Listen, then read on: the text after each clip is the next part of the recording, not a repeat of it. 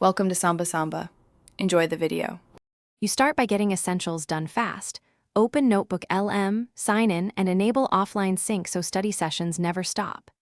Import 1 to 3 core files, PDF, slides, or notes into a dedicated study folder. This keeps the model focused. Once done, record a short voice prompt or type a study goal for the session, and choose reading speed and summary length. That first prompt seeds the model, so make it specific. Topic, time available, and target depths. Now you move into the core workflow. Interact with Notebook LM using active prompts.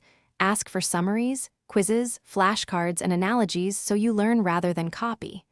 Highlight a paragraph to get a concise note and a short audio clip. This helps auditory recall. Make sure to set a timed focus session and enable spaced repetition reminders for key items. While working, check model confidence or sources for tricky facts, and ask follow-up questions when explanations feel shallow. Finish by exporting polished notes, audio summaries, and flashcards to your cloud drive or share a link with study partners. Then run a 5-question quiz generated by Notebook LM to cement learning and adjust spaced repetition intervals based on performance.